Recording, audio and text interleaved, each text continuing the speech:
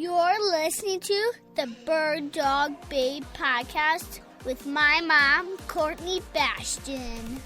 The thing that's most interesting, I think, about Orvis is what is promoted in terms of the lifestyle, the businesses we're in, what we do, the way we kind of make products stems from the authentic beliefs and habits and sort of personal philosophies of the Perkins family. So, things like Orvis makes orthopedic dog beds, and people look at them and say, like, Tempur-Pedic, dog bed for $200, that's crazy. And it's like, well, okay, but you have to understand that this is a company where, I think there's been 2 or 3 times in my tenure at Orvis where one of the members of the family has been, out of the office working, sitting either next to the whelping box, waiting for a litter of puppies to be born, or sitting with a dog that's dying of cancer or something. And so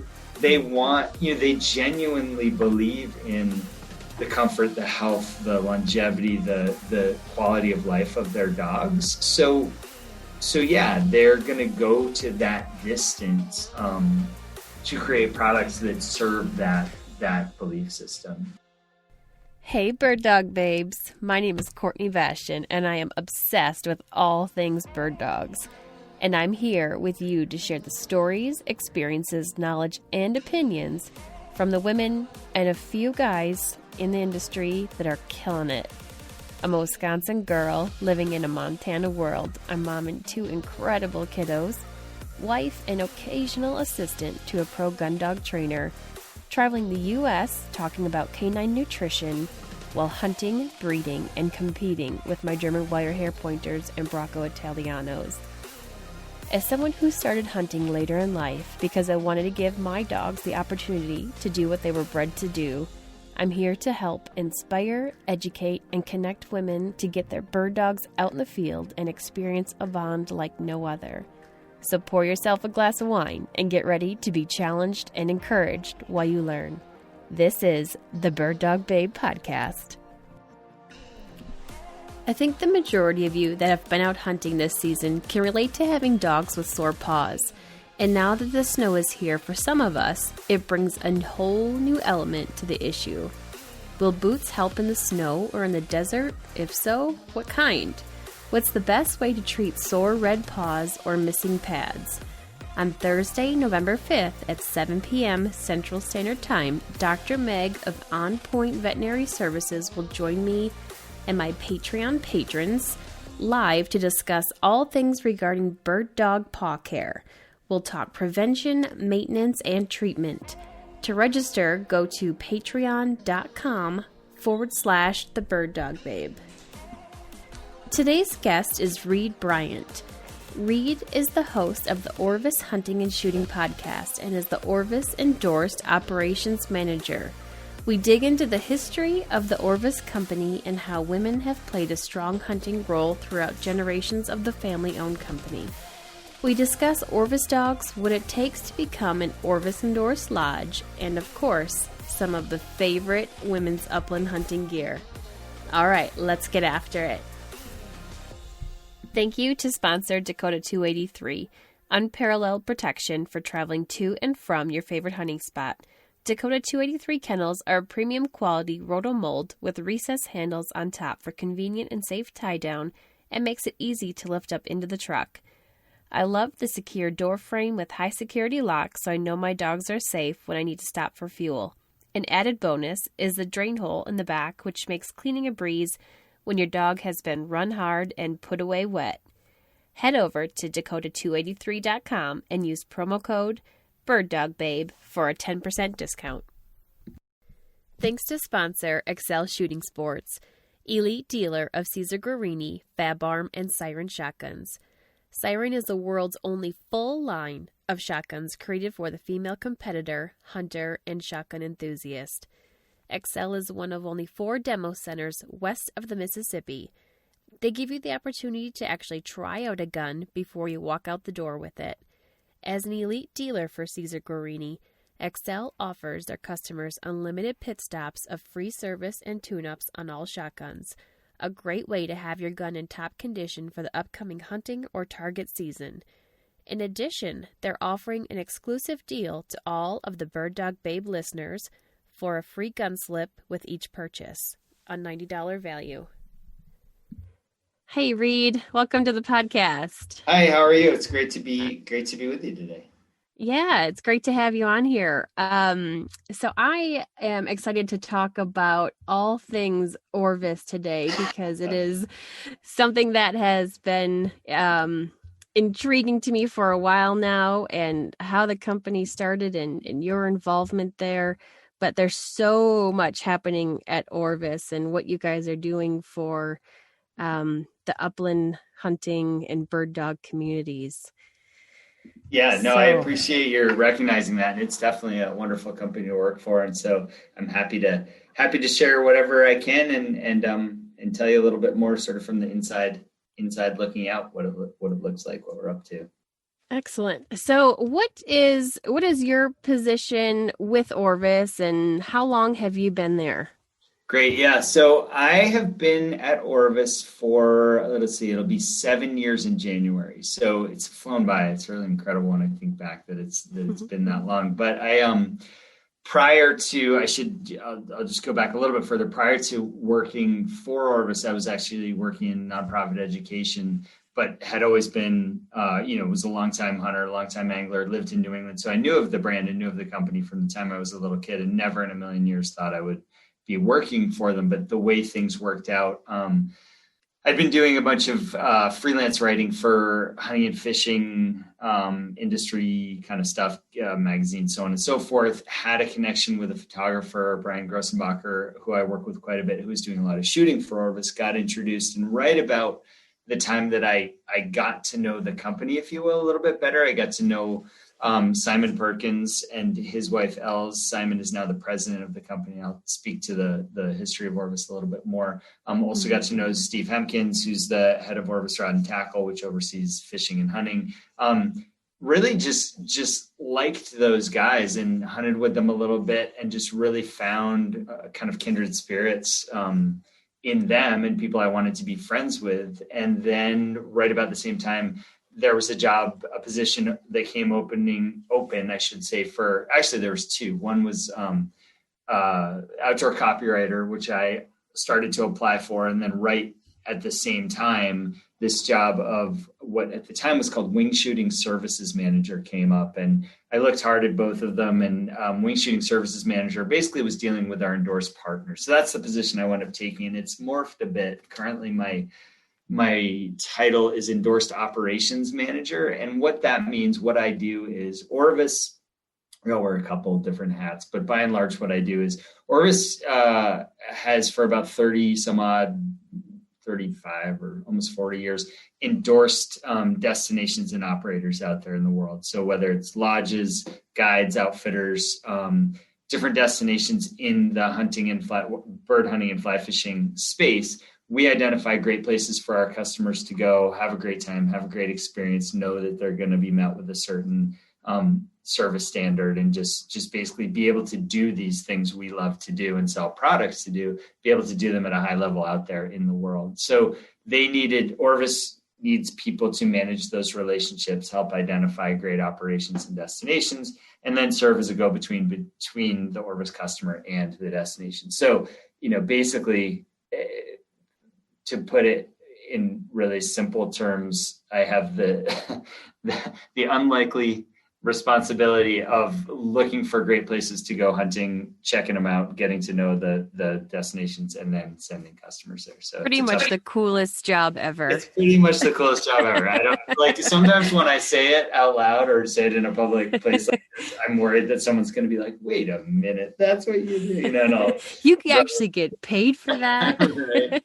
So I'm super, super fortunate. It was just serendipitous that it came to be. But I also, excuse me, I also oversee our guns department. Orvis sells shotguns and hunting firearms, almost exclusively shotguns, but occasionally pre-owned hunting rifles. And then I also host our podcast, the Orvis Hunting and Shooting Podcast. So so kind of where great podcast. You Oh, have thank you. I a appreciate it. ton of information on there as well. It's one of my favorites, and learning, a lot.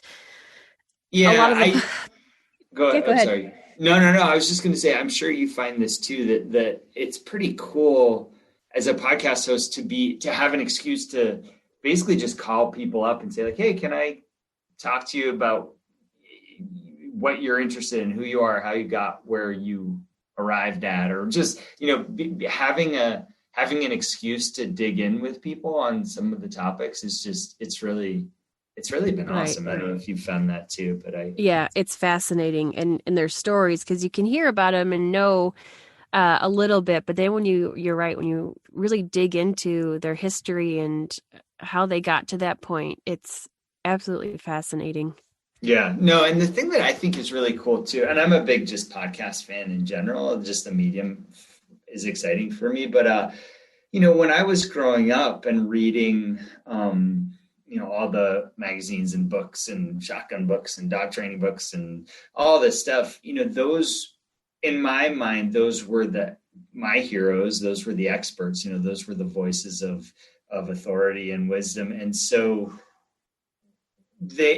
what was missing generally in some of that storytelling is if you took a great writer like a Michael McIntosh, who's one of my favorite shotgun writers. I read a lot of his stuff when I was a lot younger. I read it, but I sort of anecdotally or kind of put together a picture of who this person was, but I would have loved to have heard him speak, or like had someone ask him questions about his life and his childhood, just to get a sense of like, oh, this is how you arrived at this place, that, this is how you arrived on this pedestal on which I've put you, kind of thing. And Right. And it's just a really interesting opportunity to hear some people's stories. So anyway, not to belabor the point, but it is fun. Yeah.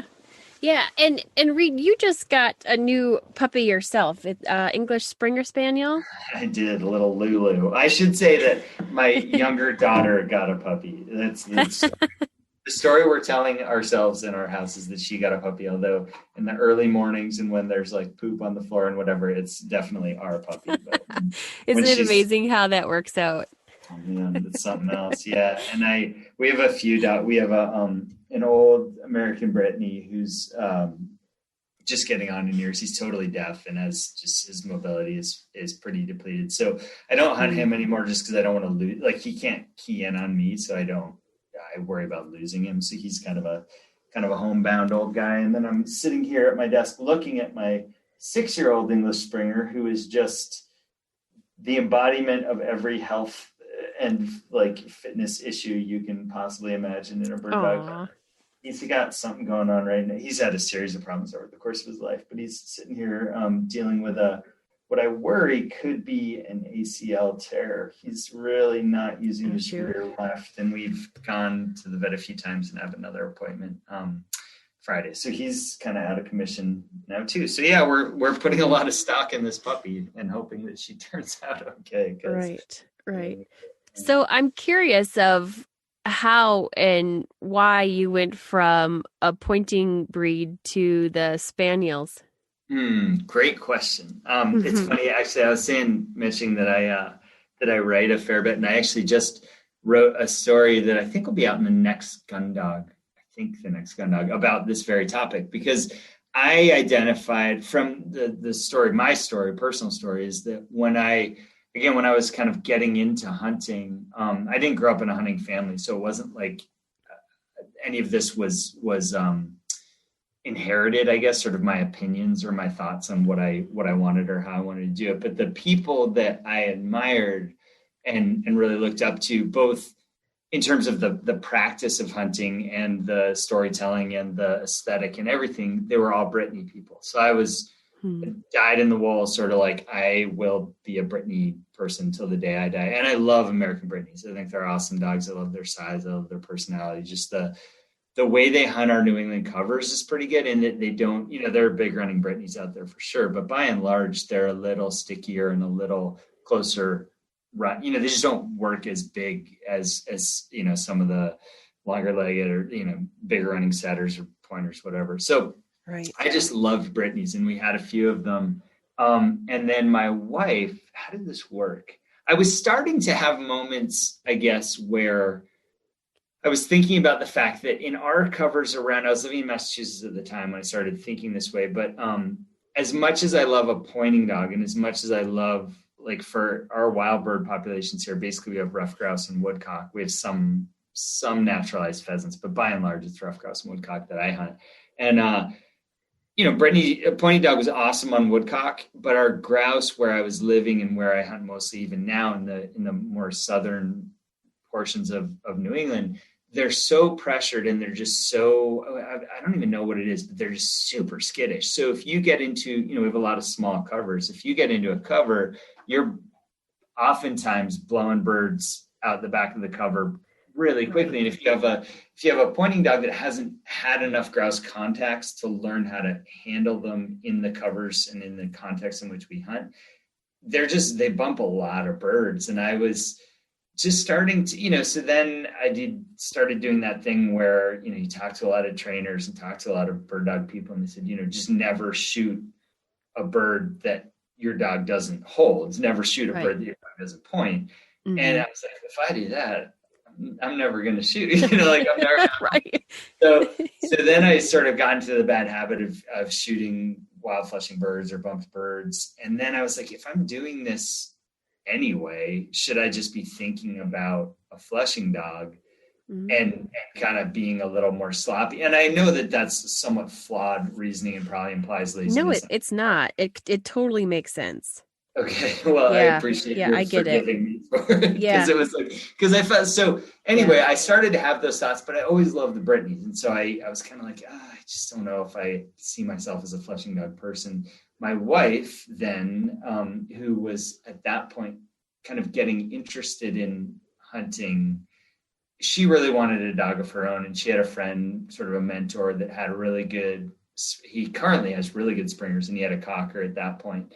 And she just was sold on English springers. So we went out and got the puppy, the 6-year-old we have now. And it just makes sense, for the covers that when you have a dog that's not injured, as mine always seems to be, in the covers that we hunt, a lot of them are just a few acres, little corners of specific hedgerows that don't go in too deep, or sort of corners of farm fields or little alder bottoms, where having a small, nimble, close working dog that just doesn't range out too far and that will also retrieve and sort of hunt dead, kind of close to the ground, really do that stuff naturally.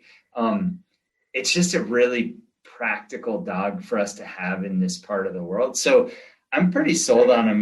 Again, I love the Spaniels. I love their size. I love just their athleticism, but also that they're not like big sort of marathon or long distance running athletes. They're more that close, sporty. I don't know. There's something about it. And then, and again, I'm rambling here, and they're great to live with in the house too. They are, and they're great. And that's the thing. Like, and I go back, they're all different, right? Each individual, but I haven't met a lot of cockers that weren't real sweethearts. I haven't met a lot of Brittany's that weren't real sweethearts. I've met a few springers that can be a little squirrely, but they're by and large, I think if they're well socialized, they're just a nice dog to have around. They're not so kind of, I don't know. There's a lot about them that's really appealing. And so, Well, and to go back on, why I respect the fact that you were talking about that with the pointing dog and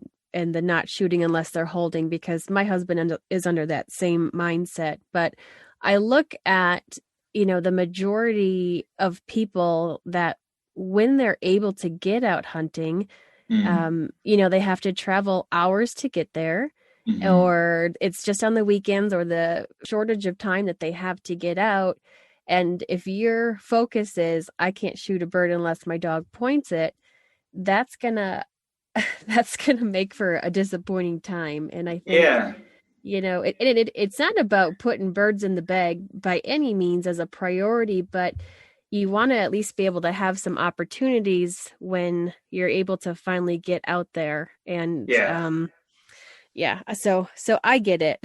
And the other piece of that conversation that I think is important too, and I probably don't think about this enough or talk about it enough, but like there was a long period, again, I wasn't raised in a hunting house. I didn't start shooting till I was kind of later teens. I basically taught myself, I certainly had some mentors and helpers, but I basically taught myself to hunt and to shoot and to do all this stuff all on my own. And for years, I like to think I've gotten better, but I mean, I was a terrible wing shot for years, and particularly as a game shot, I was never shooting clays competitively or anything. I didn't have access to that. So what I wanted to be, what I aspired to be, was a pretty solid game shot. Not because, again, like you said, it wasn't about killing a lot of stuff or sort of boasting about how many birds I was able to shoot. It was just about sort of seeing the process through. I wanted to be a hunter, and part of that meant occasionally killing something and bringing it home and eating it. And so, to compound the fact that even when I did take those shots on bumped birds, on wild flushing birds, whatever, 9 times out of 10,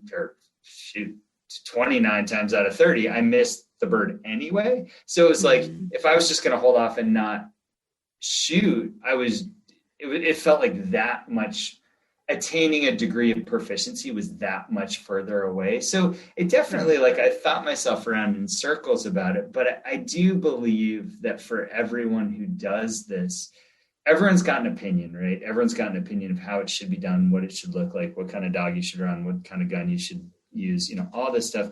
But in the end, it's like, it comes down to building your own relationship and identity as a hunter, upland hunter, waterfowler, whatever it is, building your own relationship with your dogs and your own identity around that. And it doesn't, you don't have to, you can aspire to X, Y, or Z, but in the end, it's your relationship with the activity. And so, like, you can define that however you want to. So that's my take on it. Yeah.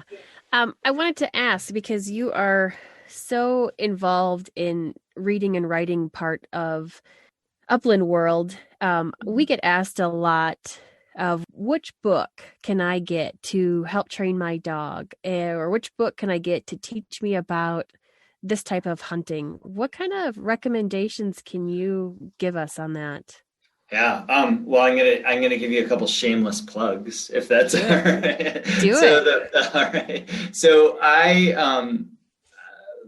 to preface this, or I guess to qualify what I'm about to say, like I historically read and continue to read a lot in the in that dog and upland hunting and hunting space, books, magazines, journals, online stuff all the time. So what I set out to do, I wrote my first book a few years ago, and it's the Orvis Guide to Upland Hunting. And what I tried to do there was look at it as a kind of through the lens of my experience of teaching myself, right? So I set about learning about all these things, being fascinated, being passionate, being curious about guns, dogs, birds, where different birds live, habitat, safety, etiquette, all this stuff. And I just hadn't, I asked a lot of questions. I picked the brains of a lot of people, and I think I was just sort of dogged in trying to harvest some of that information. And what I remember having a conversation with a good friend, Kurt Reinhardt, about this. And the way he put it was like, yeah, you had to go out and look around for this information because you didn't have that country uncle that, you'd go out on the weekend to his farm and he'd teach you to shoot and teach you to clean birds and teach you what to do when you shoot a bird and it's not dead. How do you kill it? Like, all these little things that I had to figure a lot of that stuff out. So what I did with that book, with the Orvis Guide to Upland Hunting, is I tried to, on a high level, follow the arc of my story a little bit, but also just give some insights into, hey, these are the things need to know. These are the primary breeds of pointing dogs. These are the primary most seen breeds of flushing dogs. These are how the two differ. These are generally speaking like what the characteristics of dog X versus dog Y are. These are the shotguns you can choose from. Do you need to how do gauges and charges and chokes work, and all the little things that just sort of a high level like primer on how does all this fit together. I think from a dog standpoint, I also, shameless plug, just finished writing a book with Ronnie Smith and Susanna Love, Ronnie Smith Kennels. The Smiths are legendary in the pointing dog space. So the Absolutely. it's super cool folks. And again, kind of doing a little behind the scenes on them. So for those that don't know, Delmer Smith, who's now in his later 80s or 90s. Mm-hmm. Probably, yeah, about. He is an old Oklahoma horseman dog trainer from way back, and really, I think was one of the early people to assess and acknowledge the mindset of a dog and how the mindset of a dog really impacts how you train, what progression looks like for a dog, and learning how to do some of the things that you want the dog to do. And also, I think he's been very open to evolving some of his thinking and taking a lot of cues from what was working with horses. Just a really interesting mind, animal-oriented mind in Delmer was. And Delmer's family, kind of offspring and brother and so on and so forth, there are a bunch of kids or next generation, Ronnie being Delmer's nephew, Rick being Delmer's son, who are probably the two best known, who got into pointing dog training and still do seminars and write and do odds and ends. So Ronnie and his wife Susanna live in sort of north central Oklahoma now, have a kennel, Ronnie Smith Kennels, and they do seminars all over. They do training, and they actually train trainers. So the curious thing to me, not curious, but the interesting thing to me about them and why I like their training methodology is that it's all about the dog's psychology, dog's mindset, certainly like the process of moving a dog through a progression, but also really assessing the mindset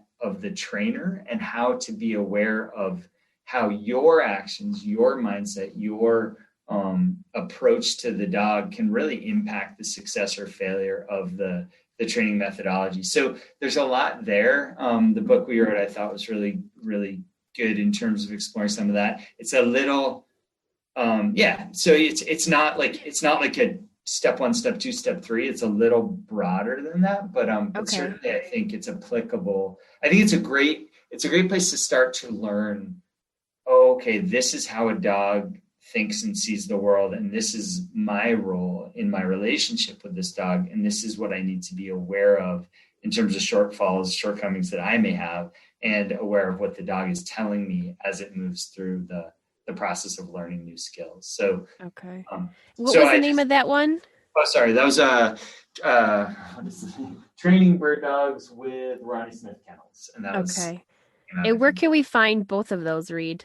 You can get them at Orvis. You can get them on Amazon. You can get it, I think, Barnes & Noble online. If you just do a Google search for Orvis Guide to Upland Hunting or Training Bird Dogs with Ronnie Smith Kennels, they'll come up. The Smiths sell that book directly. Like I said, Orvis sells that one. But there's a lot of other great resources. I mean, I don't want to sound as though I'm still learning as I go. There's, for a lot of that, similarly, a lot of that psychology stuff, the Wild Rose book that Mike Stewart did, what is it? Training labs or training dogs the Wild Rose Way or something like that. That's a great, it's a great book. And I actually, Delmer has an old book that Delmer Smith, blanking on the name of it now, is great. And then, from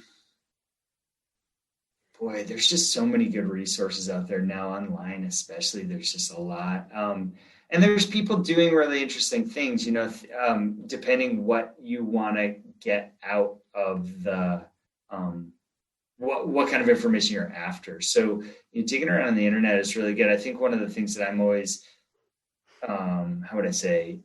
thoughtful about on the internet is there's so much information and it's so democratic. Like there's no like arbiter of what's right, what's wrong, what's safe, what's not safe, you can very easily, I can do this. We all have this opportunity and responsibility to try to put out great information, accurate information. So, I would just make sure you're not just like going to one resource, like look at a few different ones, because I think you've probably found this too with bird, like dog trainers are classic for this. Like every dog trainer has their way of doing things and no other way can possibly work. And it's like, well, I don't know why. It's like we all have our opinions, but it's good to poke around a little bit. You're right. There's so many different tools available, and it's whether or not you feel comfortable enough to go those routes.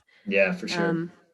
Yeah, but I want to talk about some of the history of Orvis, and when you and I chatted previously, I didn't realize how much influence there was in the company with women that were involved in the hunting portion of it. So, but let's back up a little bit in history here and talk about Orvis, because it's the oldest catalog company in the world. Yeah, it's crazy. I was when you think about this, but it's the oldest catalog company in the world. So what that means is that before Sears Roebuck was sending out catalogs, Orvis was sending out catalogs, like mailing catalogs. So the company was started in 1856 in Manchester, Vermont, where I'm sitting right now, as a fly tackle, or fishing tackle, I should say, company. Rods, flies. I don't know if I think they were doing lines and reels way back. And this is a long time ago. So it was pretty primitive gear, but nonetheless, they were selling that kind of stuff, and grew in that way for almost a little more than 100 years, changing hands once or twice during that time. Became a pretty significant, substantial fly rod manufacturer back in the days of split cane or split bamboo rods. But they also did stuff with they made golf club shafts and bamboo ski poles for during the war, like for the 10th Mountain Division. So did all kinds of stuff within that manufacturing discipline. And then in 1965, the company was purchased by a gentleman named Lee Perkins. We reverently call LHP. Lee Perkins was from a family in Cleveland. He'd gone to college in northwestern Massachusetts, not too far from where Orvis is located. And he had been in basically like mining, minerals, family businesses, and was looking for something a company to buy. He wanted to have a company of his own. He had a long-standing passion for, which we'll get into, for the outdoors, for hunting, fishing, animals, dogs. And at that time, I can't remember if Orvis was for sale actively or if he just sort of made an offer. And basically he bought this small company, and then over the ensuing years from 65 to present, grew it into a much broader brand. So not only are we still manufacturing fly rods, fly reels, lines, obviously have a lot of apparel, sort of home type goods, pet products, a lot of other services, schools, teaching fly casting, wing shooting, a variety of different specifics within those disciplines, travel department, gunroom, I think I might have said. So all this really just blew the company into an international sporting goods lifestyle brand. And that's where we reside today. And that's, I think, where the future of the company, that's the foundation. That's kind of at the heart of it and where we go from there. So it's currently in the third generation of ownership by the Perkins family. Simon Perkins is president. His brother, Charlie, is, what is Charlie's title? Changed recently. He's basically in branding, marketing. That's his background. And then Simon's and Charlie's father and his brother, that was Perkins, their father, and his brother Dave recently kind of phased out in retirement, more or less, and are off doing different things. So that's the ownership of the company. But to speak to the idea of women, so when Lee Perkins, LHP, was a little boy growing up in Cleveland, and then they had a hunting property down in North Florida or South Georgia, North Florida. His mother, Catherine Haskell Perkins, Kay Perkins, was his foremost companion. Like, they were just really close. And Kay was, by all accounts, like one of the most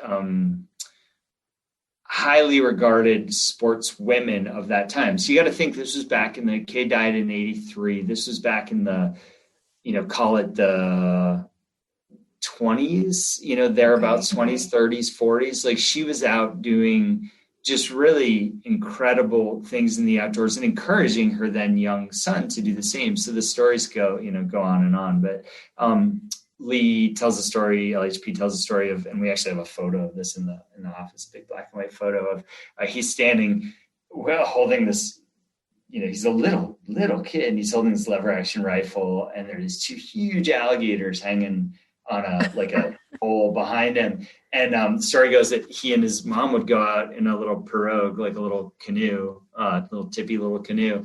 And this was when she was pregnant with Lee's sister, I guess. And he was, 3 or 5 or something. They go out, paddle around, shoot these giant alligators, and drag them in and do all this stuff, So he just grew up with a mom who was a real adventurer. I think a mom who, for the time, was very confident and unapologetic about her desire to be out there in the outdoor space, hunting and fishing and doing all this stuff alongside, whoever. And she was really highly regarded by she had the skills to pay the bills, kind of. So there's another quote I talk about a lot. Nash Buckingham's one of the, leading gun writers of our, well, it's not really contemporary, but of the, I guess you'd say the 20th century. He wrote of Kay Perkins that she was, I have a quote written down here that, I saw in Mrs. Perkins a quail shot who needn't ask odds of any quail shot, either man or woman. So, here was basically ostensibly one of the best shots of that era, saying, wow, here was a world-class quail shot, game shot. And that's really traveled through the generations. I mean, those kids, the Perkins family, as they were little kids and then growing up, they were very much, as a family unit, men, women, daughters, sons, cousins, you know, all of the above, rolled into this experience in a really beautiful and sort of under communicated or under shared way, where, you know, people that were marrying into the family were rolled into this hunting and fishing lifestyle. People that, like I said, you know, sons and daughters equally were given the opportunity, not forced, but like the experience of hunting and shooting and gathering sort of the communion around those activities was really central to how the family operated. So it was always part of the deal. And it's funny when you and I were talking before, you know, particularly I think with Lee Perkins having this strong female influence in his sporting life and identity, it was almost like a foregone conclusion that would just be, there would always be strong women in the outdoors in that family, and therefore informing the brand that the family was building. So we talk a lot about engaging women in the outdoors, engaging women in hunting, engaging women in fishing, and creating opportunities to be inclusive. And it's funny, and I 100% think the more efforts we can have on that front, the better. But there is an interesting sort of like, I see in the Perkins family this sort of like, but we've always done that. Like what, you know, like, isn't right. that just like how, that's how no it big works? deal. Right. Yeah, it's really interesting to think that a family that goes back that far in this outdoor space and in the outdoor industry has really been informed by that ethos or that philosophy for forever, you know, for many, many generations. So yeah, I love that that's where it's at. And I look at the family, certainly Lee Perkins, who's now in his early 90s, hunts and fishes. As of a couple of years ago, he was still hunting and fishing more than 200 days a year, you know, in his retirement. He has a wife who is with him every step of the way. His hearing's not great, I would say now. So like they'll turkey hunt together. They do everything together. And so, you know, still at his age, his wife is very involved with his, you know, just being out there, engaged in the world with him in the outdoor space. The boys. That's awesome. Yeah, really and cool. And his kids as well?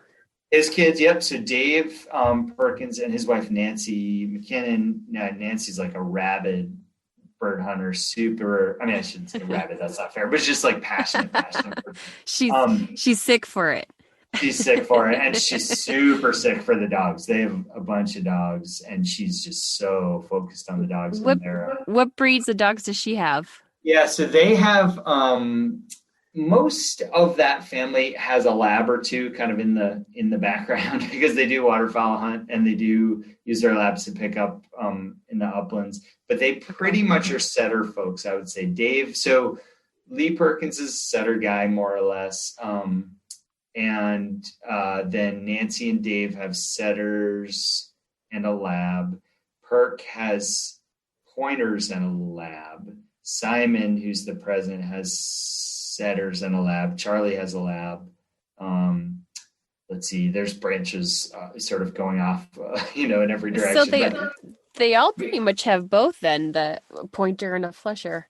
Yeah, and I wouldn't say they have labs that are like, Charlie's a really avid waterfowl hunter. So I would say, but his lab, Romy, is almost more of just she's such a sweetheart and just such a do everything dog. Like she's just in his life constantly, like from the time, you'll see her like at the office when we were at the office, not that we are now, like you'd go by his desk and he always had her bed like up on his desk. So like his computer would be, here, and Romy would be sleeping right on the same level as a computer. And he would leave her, he taught her like place trainer, and he taught her to place, and he'd go do what he had to do and go to meetings, whatever, and come back, and Romeo was still there, and they'd go outside. And so I would say they all have a fleshing dog around, and they definitely waterfowl hunt, but it's not like in the way of kind of the big hard charging, more like field trial lab type personalities. Sure. They're much more kind of versatile labs, and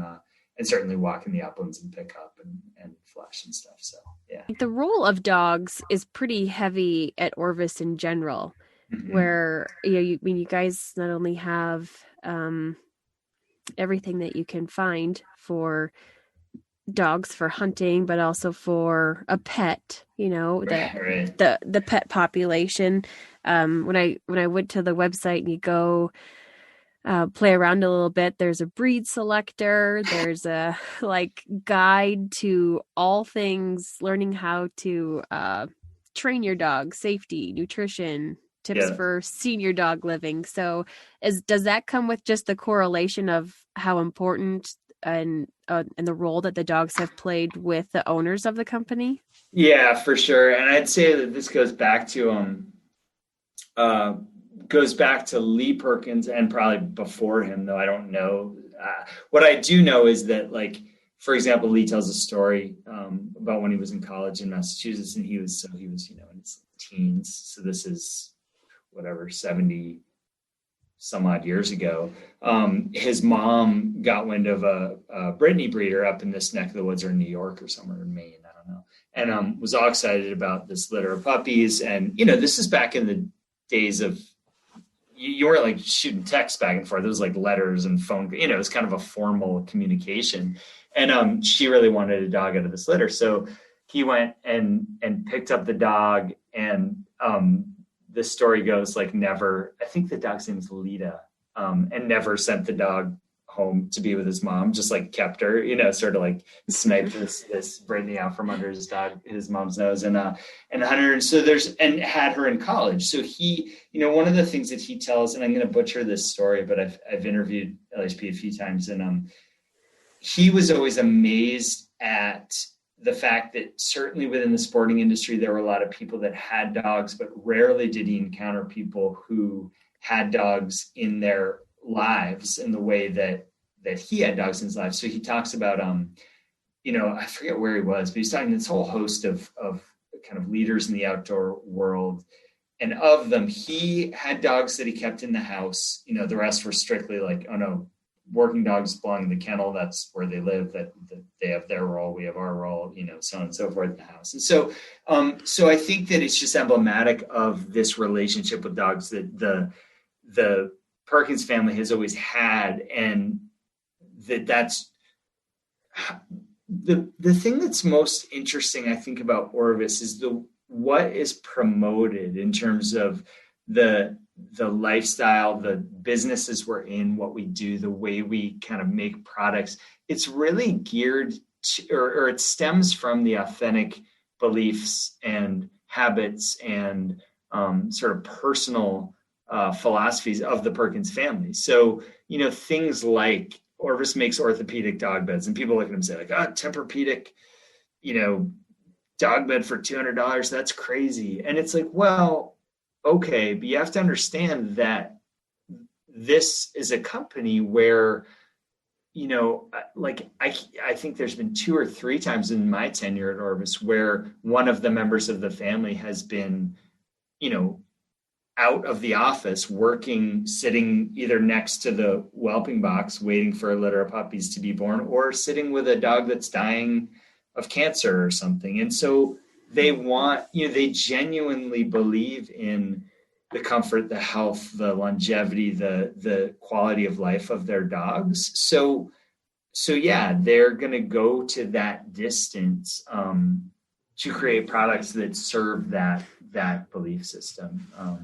And so, yeah, it's true. It's real, and all the stuff like the stuff for riding around with dogs in vehicles, is because like Charlie and Romy, I mean, I've seen them sleep in the back of Charlie's car a zillion times. And it's not like set up for sleeping. It's just like, we're hunting or doing whatever. We need a place to sleep. And so like all of those products, are really built around a genuine motivation. And I think that's probably a story that we don't tell terribly well, but it's true. It's real. So. What I got to ask you, what's your favorite or like must have for bird dog gear from Orvis? Oh man, from Orvis? Yeah. The beds are awesome. In terms of stuff that Orvis specifically makes, the beds are great. And having a dog bed, this is where I'm kind of lame, is that I was always I was pretty lazy about things like dog beds until I got more, acquainted with training and psychology for dogs. And also just like the fact that I kind of forgot, like these particularly working dogs, they're professional athletes, right? And there's a point at which a professional athlete gets older and gets sore and gets creaky, and they deserve a good place to lay down, and they deserve a place of their own. And so the beds really are awesome, and there's different ones for different purposes and different sizes and so on and so forth. What I love too is this is kind of out of the realm of I guess it's sort of pertinent, but they sell these water trapper mats. Do you know what I'm talking about? They're like rugs. A water trapper? It's like a cooling mat? No, it's not really specific for dogs. It's more just like home specific. But we have a mudroom at our house where our dogs will come and go. We actually have a dog door because we have an electric fence outside. So we have a dog door where we have issues with the dog door because we have cats that try to anyway, it's a long story, but the dogs will come and go, and they get soaked and they get muddy and they get snowy and whatever. And these mats that are really good at kind of holding moisture and snow. Oh, sure. So I think that's one of the other things. If you look at sort of the specific dog products, and I can speak about a couple other ones that are specific to the utility when with a working dog or how they apply to a working dog, that's one thing. But then there's also all these things, we talk about this a lot, what are the things that we can create that make it easier for you to have your dog live in the house with you, right? If you don't have that barrier of I'm going to put my dog in the crate and not let them cruise around because they don't have a good, they'll, I don't know, whatever it is, they'll get mud on the floor, or they'll get, they'll be in the way, or they'll be trying to get dog hair.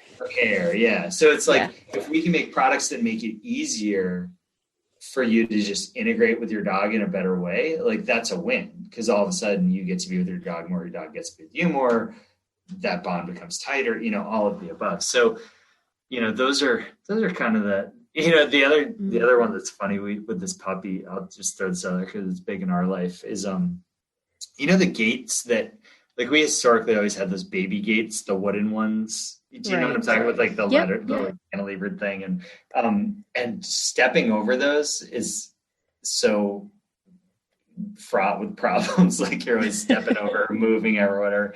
And then Orvis makes these gates that are like a swinging gate enclosed in sort of a frame where you can put the frame of the gate in the doorway or in whatever, but then there's a swinging gate that you can just unlatch and latch and swing and walk through. Like that's nice. Lately with the puppy, that's been a godsend. So little things like that just make life work better. Right. And I actually just got the Orvis Holiday Guide magazine in the mail yesterday. So I've been oohing and awing over it. But what I saw, I thought was beautiful, the leather collars with the shot shells on them. Yeah. And super great pricing on those too. I was actually surprised on that. Yeah, there's some nice stuff like that. Those sort of, every now and again you want to have a little bling or a little whatever, like kind of something for your dog, and for sure, like that's a nice, like the leather collar and leash sets are really nice. Just nice quality. And the travel bags for the dog. So like the food storage containers and then the water.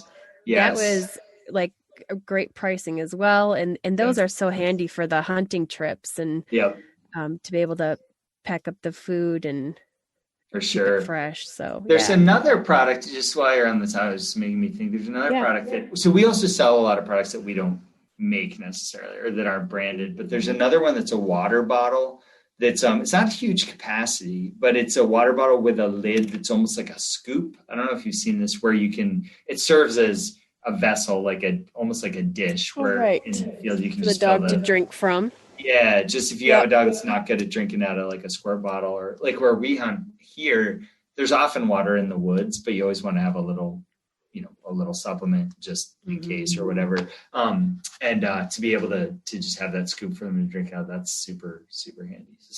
That is nice, because I think a lot of times we don't know if our dog is going to drink out of a water bottle, because that's not something like you really practice or prepare for before season. And then you can hit the prairie when you're lucky if you can come across a stock tank every once in a while, but or else, it's pretty dry out there without water. So that's a good point. If a dog doesn't drink from a squirting water bottle, those would be really nice to have in your vest. Yeah, for sure.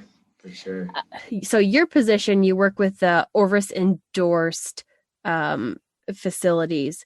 Yep. So what does it actually mean? Like as a consumer, like what are some of the expectations when I'm looking for or staying at an Orvis Endorsed Lodge? Yeah, that's a great question. And I think there's been some misinformation at times about that. So to start the conversation, basically what's important to understand is that it's not as though they all have to be identical cookie cutter facilities. And what I mean by that is it's not as though, when you go to like a, I don't know, what's a good example, like a Holiday Inn or something, like they're always kind of the same, right? Like, you know what the soap's going to look like, what the bedding's going to be like, that there's going to be a TV, it's all going to be the same. That's not what we're looking for, because what we really want to have is a diversity of destinations scattered in different places with different resources at hand. We really want the experience to be different, because every individual is different. When you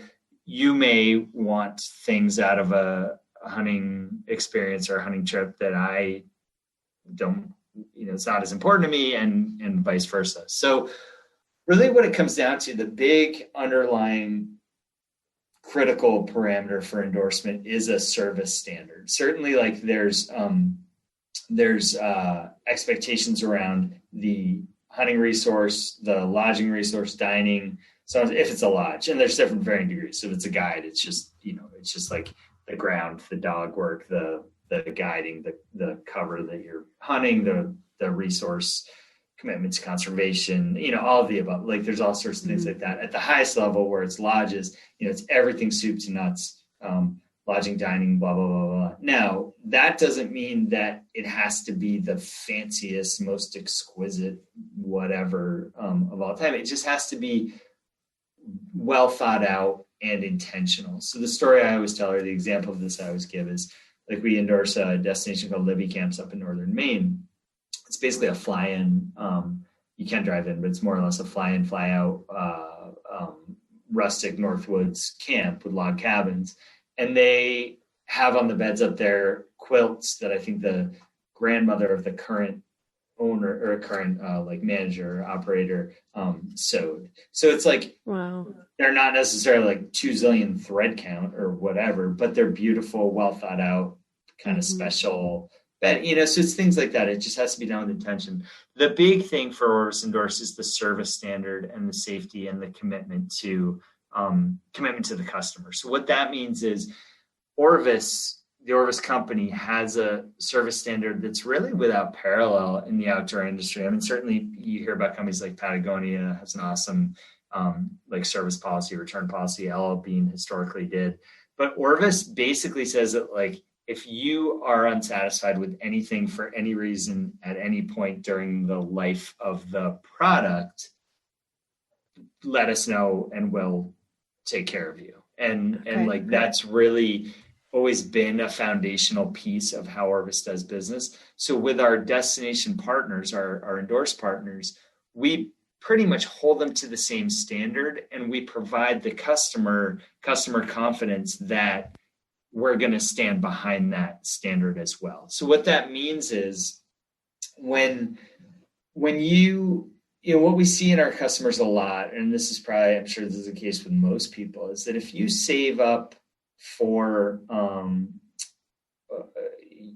hunting trip, or whether you do it once in a lifetime, whether you do it once a year, whether you do it once a month, generally speaking, the limiting factor, yes, there's money involved and there's an exchange of money, and they're costly sometimes, certainly to go on a hunting trip. But what's more, I think, of a limited resource is our time. So you want to make sure that when you go and get on an airplane and show up in a place far away, or drive to a place far away, that when you show up to meet your guide at the predetermined time, like, your guide has communicated what and where to meet, that your guide has, been in good communication, that they've committed to making sure that you have all of the essentials that you need, that when you get out to the field, that if your gun breaks, they're going to have a gun for you to use, that they're going to have dogs that aren't just busting birds and running them all over, that they're going to be on ground that holds birds, or that you're at a lodge where the birds, maybe if they're supplemental or pen raised birds, they're going to fly really well. They're not just going to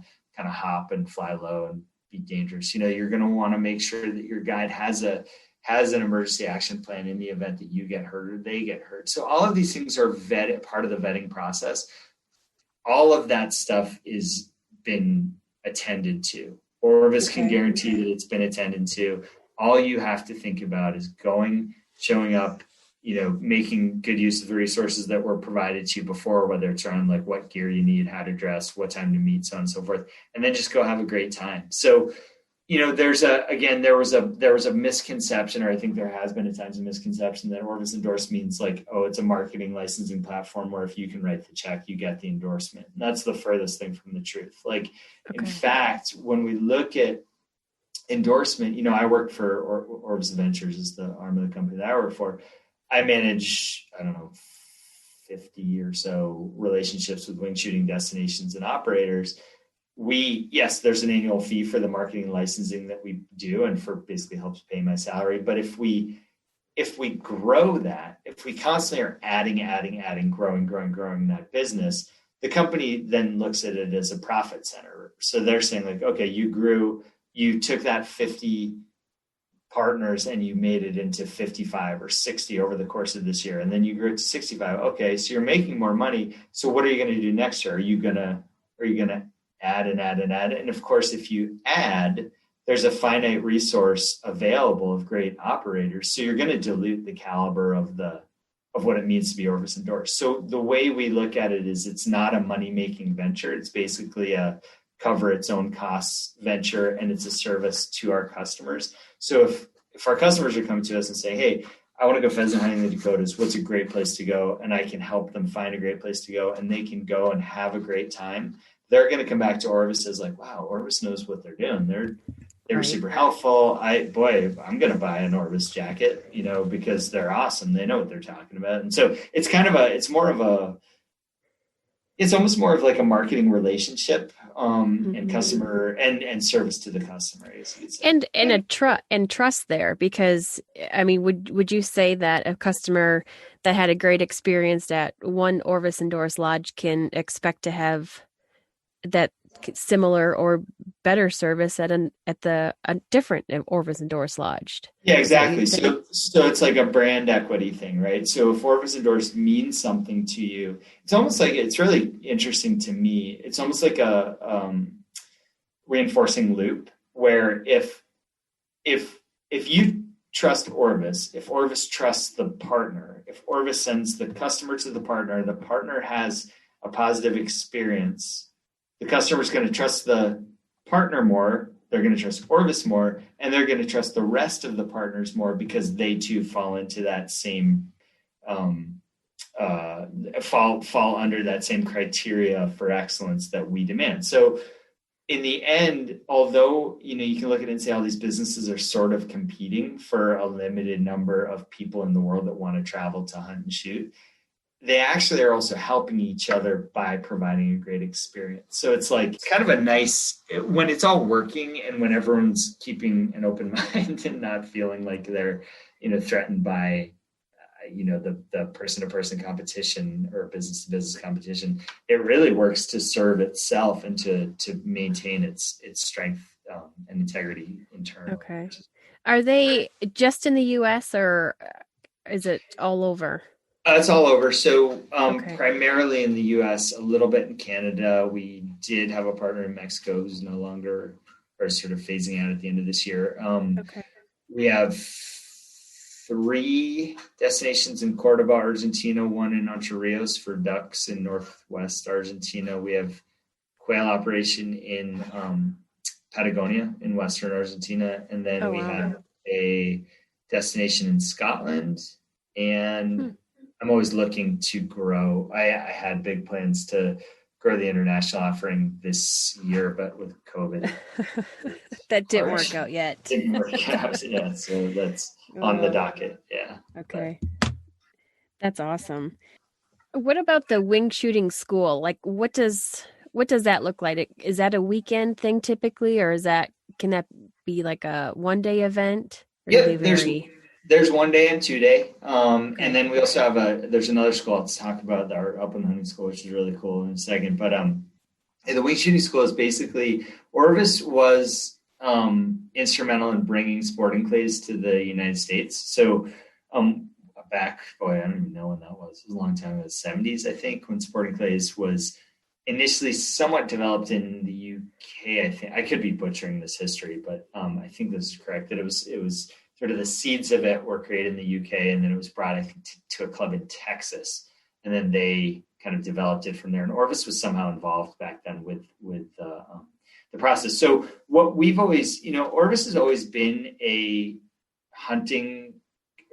In the time that it's been in the wingshooting space, it's been a hunting company much more than a clay target specific or competition company. So it always was like shooting clays and and teaching a shooting method that's applicable to the field, but potentially also applicable to clays disciplines, or sporting clays specifically, because that most mimics field hunting. So what you do at the Orvis Shooting School is you get a foundational. You can be a never having had a gun in your hands before, take you through the basics of things like the anatomy of a shotgun, safety, kind of the fundamentals of how a gun works, how it functions, and what the considerations are around, like, choke and all of that stuff, and then gets right into what we call the Orvis, and I think we call the Orvis instinctive method of shooting, or it's a modified Churchill method, which is a kind of a British philosophy or methodology, wherein you are the way it looks basically is that you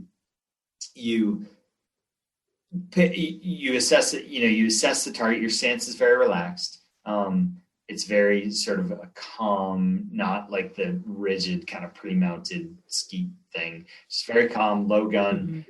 You pick up the target as it's moving. Basically, you're moving you're swinging through, there's a little variations here, but basically you're acquiring the target. A fit gun will allow you to shoot where you're pointing. So we do a lot on gun fit and having a properly fit gun. And then it's just sort of moving through the target and shooting as the gun reaches your cheek. So it's sort of like move, mount, shoot is all one fluid motion. So it's basically creating a really versatile, really dynamic methodology for shooting both sporting clays targets or 5-stand targets, but also more practically for shooting game. Is that how you remedied your wing shooting earlier that you talked about? I'll tell you, and I'm embarrassed to tell you. Well, I'm sort of embarrassed. I guess I got. Don't be. Okay. There were two things that made me a better shooter, and you have to understand, like, I was bad, like that, and bad in a way of I had problems, sort of structural problems. Like I am cross dominant, so I'm left eye dominant, shoot off my right shoulder. Okay. But I had a pretty good sense of gun fit because I was a nerd about that sort of stuff, but I still couldn't shoot. And I had a pretty good sense of like form and fundamentals, but I still couldn't shoot because I just couldn't shoot. And what it took for me was two things. Having someone show me, there used to be an instructor at one of our shooting grounds down in New York who shot so slowly. So watching him like see a target, mount the gun, follow through and shoot, it was like slow motion. How is that even possible? So that was my question. I was like, how is that even possible? You're moving, you seem to be moving so slowly, but you're hitting targets and you're hitting them like not like way out, you're hitting them in sort of the ideal, range, sort of right in front of you or even crossing target, whatever. And he's like, you have to remember that most of the time, if you're acquiring the target in your peripheral vision early and you're kind of in a ready position, you have a lot more time than you think you have. And what I realized was I was just so frantic and rushing to get the gun up and get, that I was just throwing myself kind of off stride right out of the gates. So what helped me with that was the more I just shot and shot and shot, and I was privileged to be able to shoot more at some of these clays facilities and whatnot, I started to see the target better. So the other thing that he said is he's like, look at the, on a crossing target, he's like sort of a falling or a descending crossing right to left target. He'd be like, okay, so you want to shoot this at like 8 o'clock, you want to shoot it on the lower left corner. And I was like, what are you talking about? It's a blur. Like, right. I just want to hit it somewhere. I can't even see what you're talking about. Right. It's like, well, you have to see the target, like start looking at the target. And what all of that did for me was it allowed me to literally just start to see the target more clearly and be a lot more precise and not feel as rushed, and then be like, okay, I have time. It's okay. Like things are fine. And just put all the mechanics together, because my mechanics weren't bad. It was just, I just rushed everything. So it was such a frantic moment. And so that helped a lot. And the other thing that helped a lot, and this is where I'm really embarrassed to say this because it sounds so like, this is what you got to do. But I was very lucky to go and this gets a little weird sort of philosophically, but I got to go shooting in Argentina a bunch of years ago and shooting a lot of real birds. And I wasn't shooting like zillions and zillions of doves or anything, but more than I had ever had the chance to shoot before. And I hate, the reason I say it's problematic philosophically, because I really hate to think of animals as like flying targets. Like I don't like, that's not sort of where my ethics lie. Conversely, I felt okay about the populations. I felt okay about how things were being managed. I felt okay about the resource being used, or at least sort of reabsorbed into the ecosystem in the way that I saw it happening. So it wasn't like I was blindly just shooting stuff. But the thing that it did is it just gave me a volume of practice that I never would have had. And I came home a better, it just helped a lot. Right, so, right. So yeah, I got lucky. But yeah, that's been the thing. And the other thing I'll say, and sorry, and I apologize if I'm talking a lot. No, it's great. You caught me on a chatty morning. But the other thing that I say a lot, because we teach a lot of people at Orvis, like even at the office, we used to, when we were at the office, we had a couple of traps set up, and at lunch, people would go out, and if they'd never shot before, someone would help them learn to shoot. So it was really wonderful, just way to get people to have this experience and potentially find a new interest or passion or activity.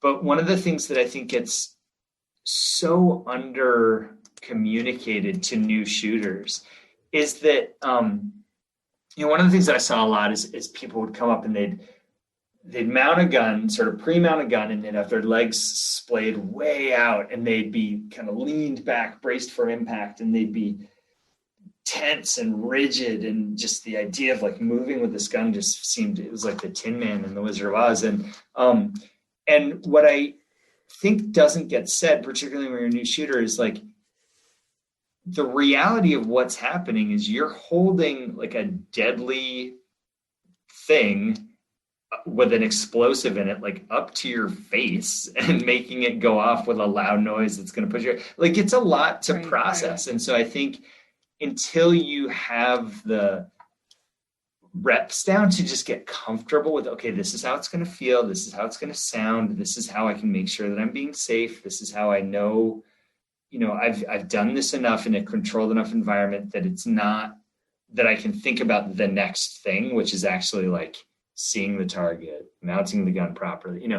There's just a learning curve there that I think gets underappreciated or under discussed, of like just getting comfortable with this scary explosion happening in your face, which essentially it is. Like, it's a big deal, it's like, it's just not a simple, I don't know. There's a lot to that. Yeah, it is. It is. And it's if you've never done it before, especially, it can be a scary thing. I know when I feel very comfortable shooting a shotgun, but when I made that transition to shooting a rifle for the first time, I was very nervous. And so it kind of put me in the shoes of new shotgun shooters. I'm probably experiencing the same feelings. Yeah, it's funny you say that, because I've had the same. And so like, as I've gotten relatively proficient as a shotgun shooter, I'm still wildly not good as a rifle shooter. So I totally understand what you're saying,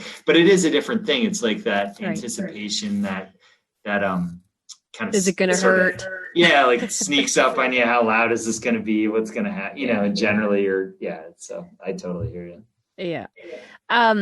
So Orvis does this unique thing on the fly fishing side called 50-50 in the water.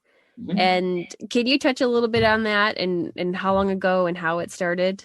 Yeah, sure. And I can talk about future state to the degree that I understand it. And I can talk about how it applies in the field as well. So 50-50 on the water began, within the last, I think now, 4 or 5 years, thereabouts. As I said, Orvis has always had a strong presence of women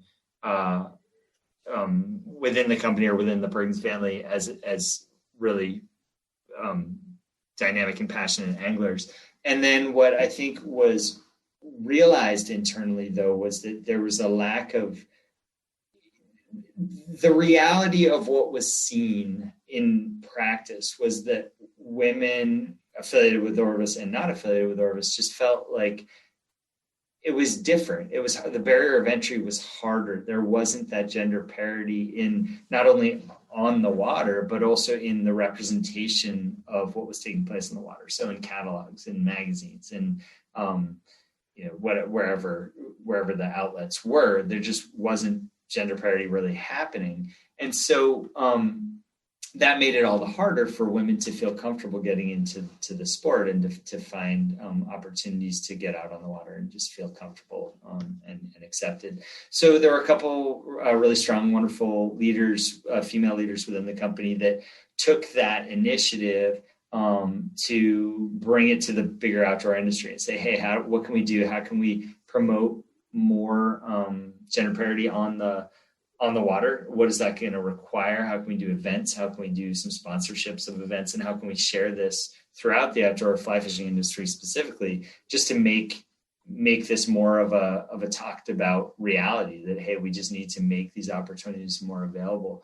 I wasn't directly involved and it did grow considerably over the course of the last 5 years. I think currently, as with many things, it's a little tricky. Like things like group trips or group events, are harder to do just in the COVID moment. So that's not necessarily been as much of an active initiative, I guess you would say. Like, I think it's in a bit of a holding pattern as we just see what the opportunities are. Certainly philosophically and from a belief standpoint, it's still pivotal and something we're firmly behind. But there's also, Orvis has also wonderfully, I think, been aware of our shortcomings as a brand around inclusivity of all kinds. I think that's been a very serious and significant topic of conversation within the company over the course of this year, and all of the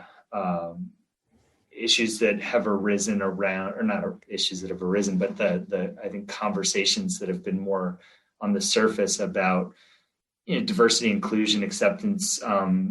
That's really become a significant push across the whole of Orvis. How do we welcome anyone who wants to learn these activities into them, because they've been so meaningful for us. So that's been a big topic of conversation. And along with that, we piloted and started a 50-50 in the field initiative, again, similar in line with 50-50 on the water, but more specific to hunting. We actually, Flying Bee Ranch, once again, has we call it 50-50 in the field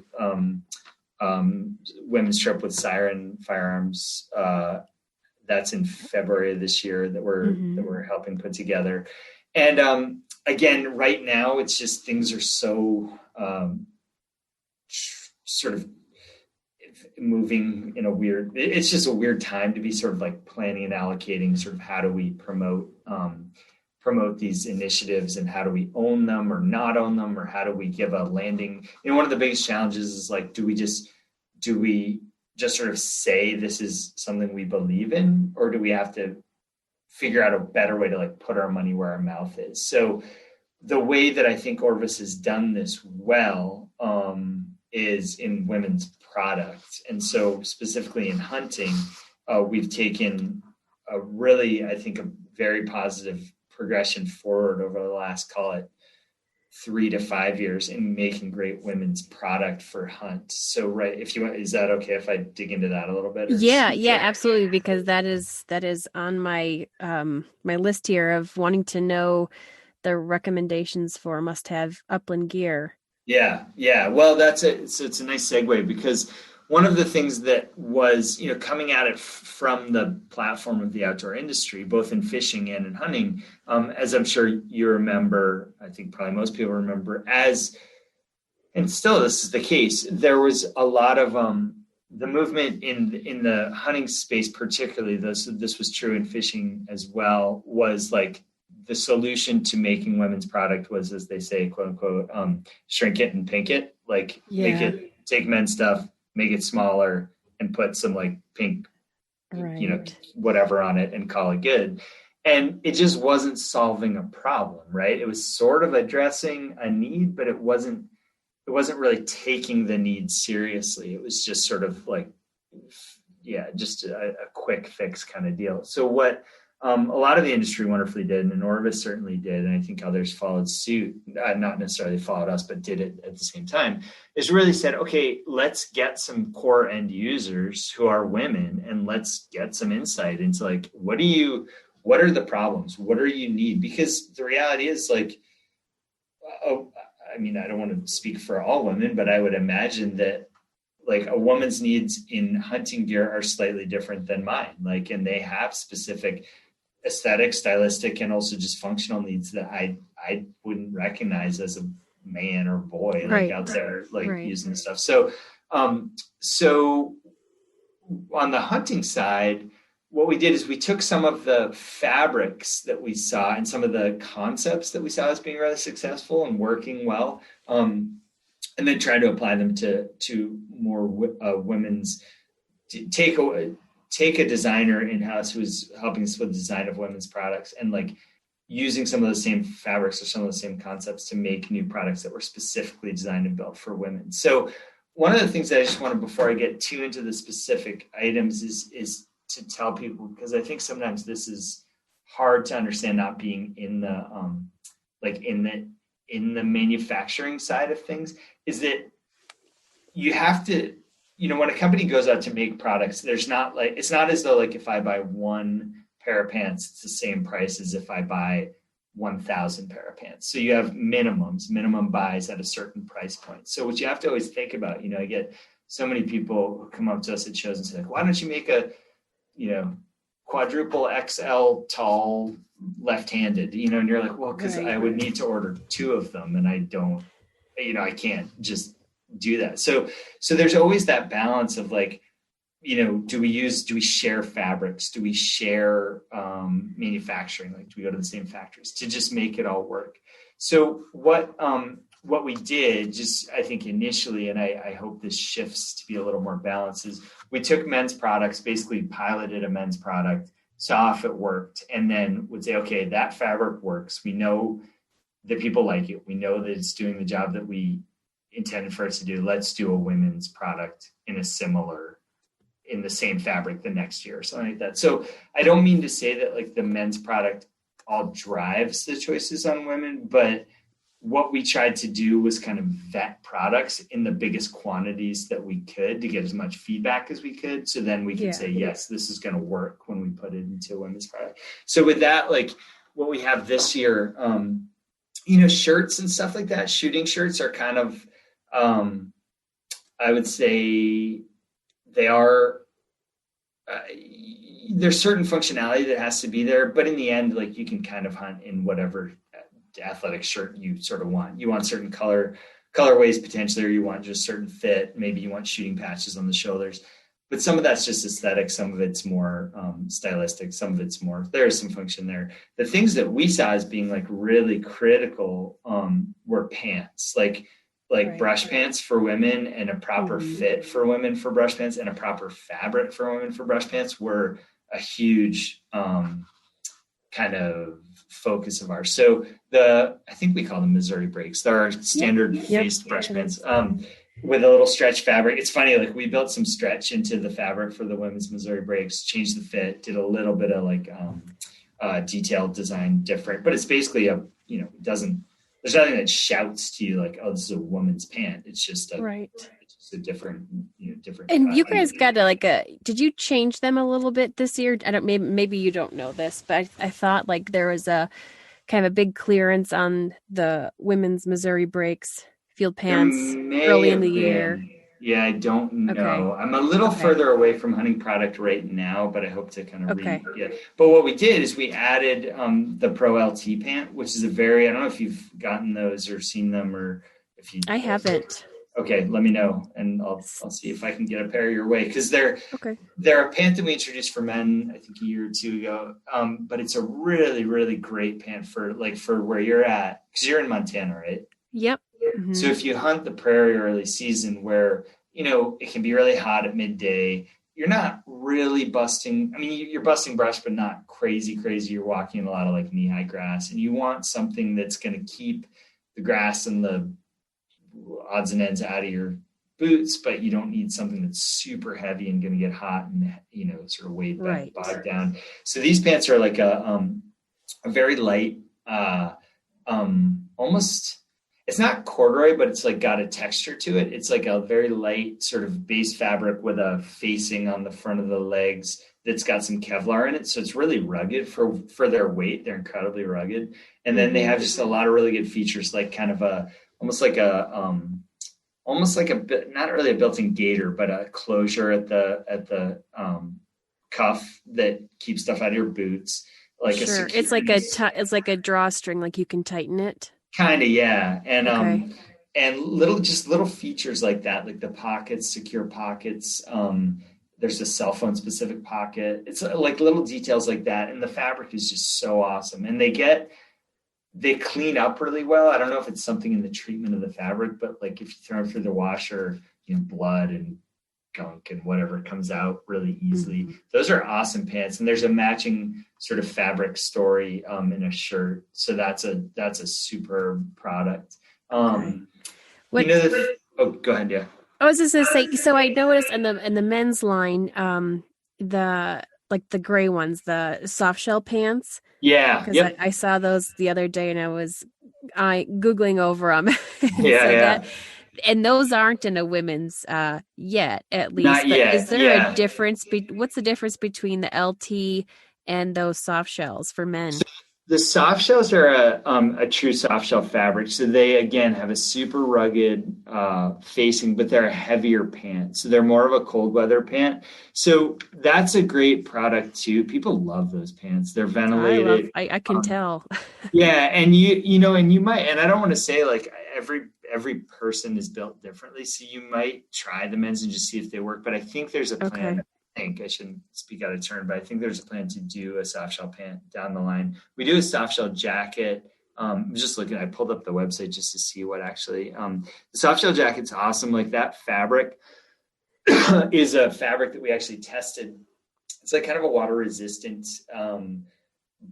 almost like a hybrid between like a fleece and a hard shell, I guess you could say, but it's a fabric that we actually tested by making little vests out of it and then running dogs through grouse cover and just see for durability, like what's going to pull, what's going to tear, what's going to last. So, the fabric itself is super rugged, pretty breathable. A lot of evolution of that jacket has happened. So we feel like we have it pretty dialed. That Pro LT pullover is a super lightweight. It's almost like a wind kind of layer for, again, the prairie. If it's later afternoon and the wind kicks up, you just want something to be a little bit of a extra break. That's right. A great product. But back to the soft shell pant. That I would say is like a cooler weather. They're still ventilated. It's a cooler weather pant. The item that I would love to see us do, and I don't know what the plan is, I'd have to reach out, but the item that would be awesome for us to do in women's is what we call our tough shell. And that's a waterproof, breathable, hard shell fabric in pants and a jacket that we do in men's.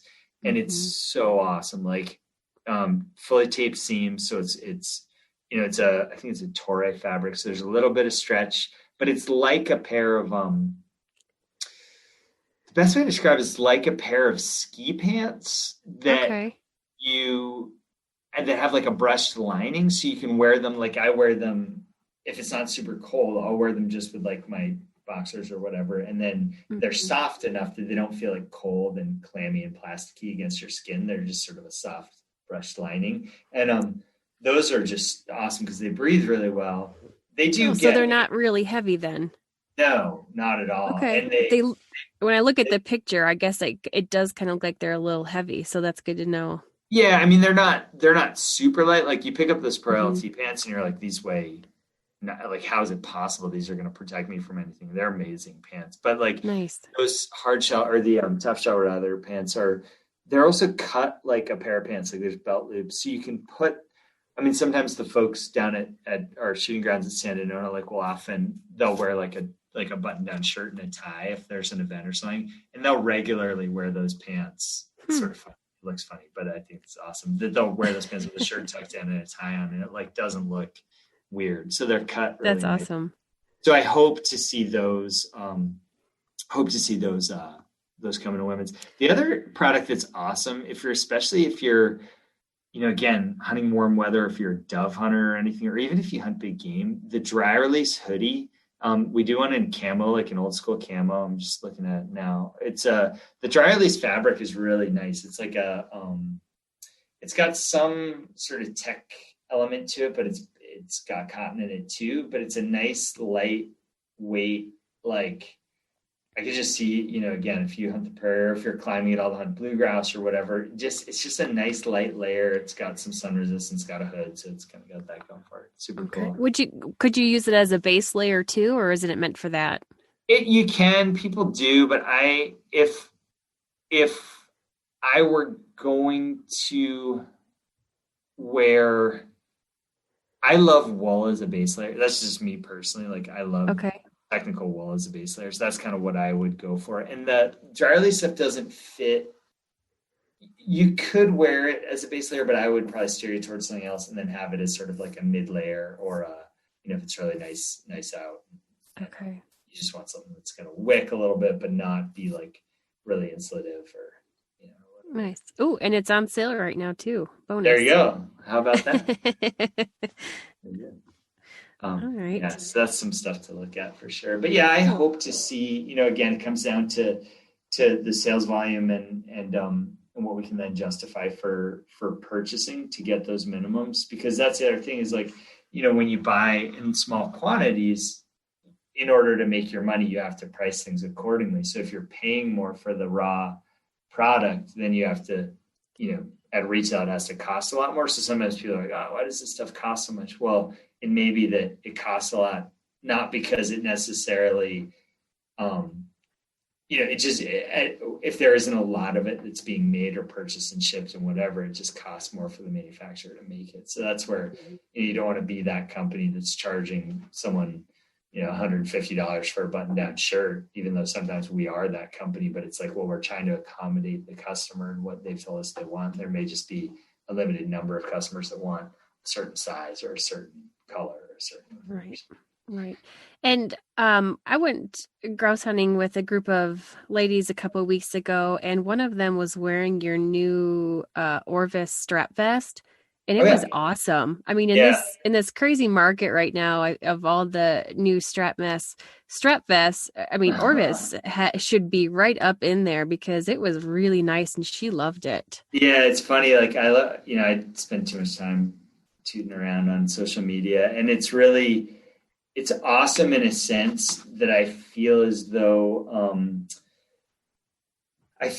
we made an inroad into that space early on with our Pro Vest, which is a bigger kind of more. So basically what we did, and I was involved in when we designed that. Basically what we did is we looked at what the best, more technical vests were at that time. This is several years ago. So the big ones were Wingworks. But they're heavy, they're well done, really well made, rugged, last forever, but they're heavy. And then Quillamine or Q5 at the time was making strap vests. It was kind of modular. That was pretty interesting. And really that was it. And then we came out with that Pro Vest. It was, I think, sub $200, like 198 retail or so. And it really, we got a lot of input from a lot of guides, and we thought a lot about that, and we went through a lot of incarnations and made improvements and figured some stuff out. And I'm really proud of that vest, but it's a lot. It's a lot for someone who's not needing to carry a ton of birds and a ton of water. So the LT vest, which is the one that probably your friend had, the new one, is just a stripped down version. And I'm really excited about it. It works really well. I had one for a hot second, and then a hunting buddy of mine was like, oh, can I try that out? And of course, now it's gone. So who knows?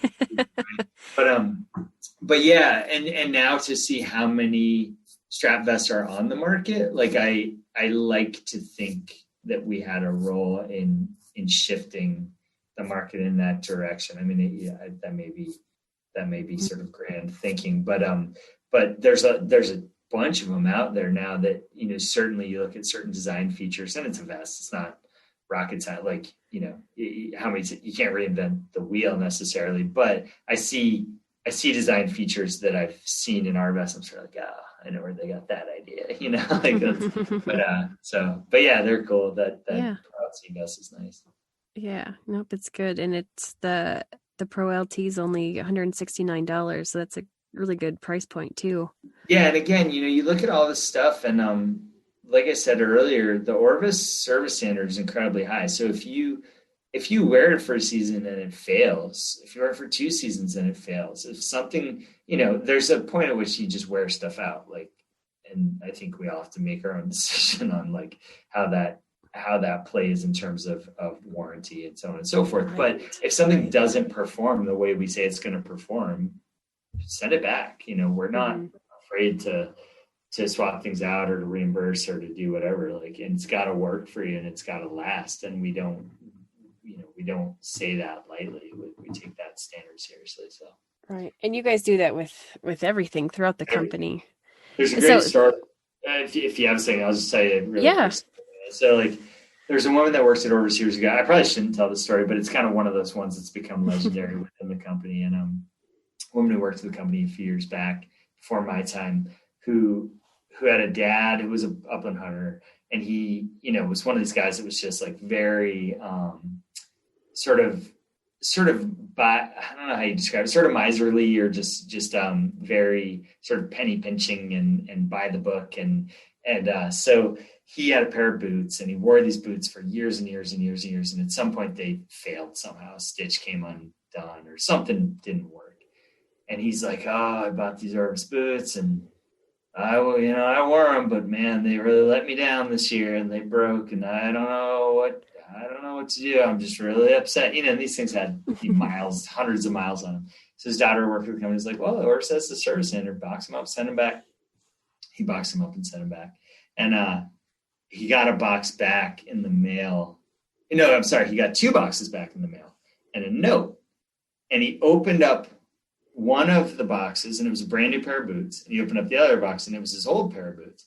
He picked up the letter, and he read the letter, and it said, "Dear Mr. So-and-so, here at Orvis, we take our service like standards and quality of our products very, very seriously, and we build things to last. We feel so terrible that you were not satisfied with the pair of LL Bean boots that you sent us, that it failed you." Sure enough, he had forgotten where he bought the boots. And they're like, "We felt so bad about it, we decided to send you a pair of Orvis boots for the duration of your whatever." So it's just that kind of stuff. Take it really seriously, like the service thing. Anyway, that is a good one. Funny. What about the shotguns? I mean, because Orvis you guys have a gun room, but I mean, even when people go to some of the Orvis lodges, you guys have guns there as well, right? We do. So let's see. So we have, so Orvis has 4 gun rooms. We have our primary gun rooms in Manchester. Then we have one each at the 3 different shooting facilities that we kind of own. So the hub is in Manchester. And then what we do is we try to provide as many guns as we can for use at the lodge, just to represent the brand. Orvis has had a long, twisty and turny relationship with different companies over the years, and has had different proprietary guns made for Orvis over the years. And currently we work with Fab Arm. We work very closely with Caesar Greeny shotguns. Mm-hmm. And we have had a proprietary gun made by Greeny recently, but now our sole proprietary gun, I would say our primary proprietary gun is the Orvis Endorsed D2, which is made by Fab Arm, which is owned by Greeny. So it's a really solid over under sub $3,000 over under in 12, 20, and 28 gauge. They make a left-hand version.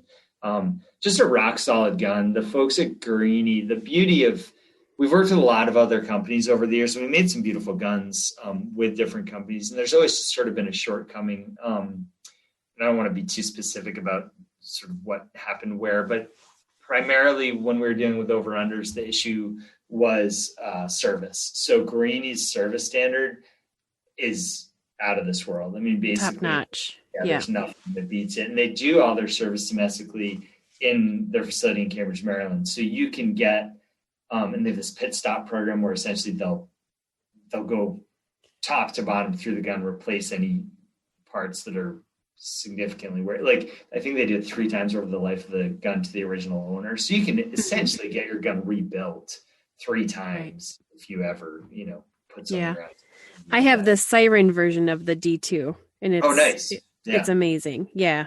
And that's the other thing. They're really innovating around things like that. Like siren is functionally it's the same gun, but it's just proportioned in such a way that that's much more off the rack likely to fit a woman. Yeah. My wife. That we don't have to pay thousands of dollars to go get it modified, and and frankly, like when you do, and we see a lot. We have a gunsmith in house too, and when you see like an off the rack, just say an off the rack anything, Beretta, Browning, doesn't matter, that gets cut, comes from the factory of the 14.5, 14 5/8, 14 3/4 length of pole. If you're a small woman and you need a 13 1/4, 13.5 length of the pole, when you get it shortened, you've effectively destroyed the value of the gun, because you have to find some, it's just like, and it looks funny and the dimensions become weird. And so for Siren to be able to give you something that in its finished state is not only going to work well for you, but it's going to retain its value because it came off the rack how it should be. It's just, they're a great gun, a great vibe. It's a really great company. Yeah. They're really awesome. Good. Well, thanks, Reid. I know I've taken up a lot of your time today, but there was just so much good stuff here. I kept trying to squeeze it all out of you. Yeah. No, I appreciate it, because, one of the things for me, and I did feel like I probably talked too much, but it's really important to me that the Orvis company is a great company. It's a great company on many, many levels, and they do a lot philanthropically. They do a lot just for their employees. They do a lot for really walking the talk, and that goes a long way with me. And I wouldn't be able to work for a company that I didn't believe in. But I don't know that they do. One of the things that they don't do well is really shout from the rooftops about like how great they are. It's a humble bunch of people, and it's a humble bunch of like New Englanders who don't talk anyway. So it's like, it's funny. And so wherever I can, or wherever I can, with some degree of grace, just advocate for what a special group of folks it is, what a special company it is, what a special brand it is. I like to do so because I just feel really fortunate to be affiliated with them, and they've been great for me, and I think they've been great for hunting, been great for fishing, been great for environmental causes, great for dogs for sure, and just a good bunch of people. So, speaking of which, and I don't know the full realm of what Orvis is all involved with, but pulling on my heartstrings is I want to get this in before it ends, but Orvis is having a cover dog contest. It ends October 31st. So you submit a photo, and it's $1 per vote, and it's tax deductible donation, but it goes towards the Morris Animal Foundation's canine cancer research. Yeah. So again, aligning in with the big role that dogs play in the Orvis company, but anything we can help do to help the dogs and the cancer that is affecting so many different of our bird dog breeds, I'm all for it and supporting that. So yeah, no doubt. And that's a big deal, in terms of just the way, as I think I said before, Orvis really tries to put their money where their mouth is, like from a philanthropic standpoint. Not only does the company do a lot, but the Perkins family independently and very quietly and humbly does a lot for, particularly in the dog world.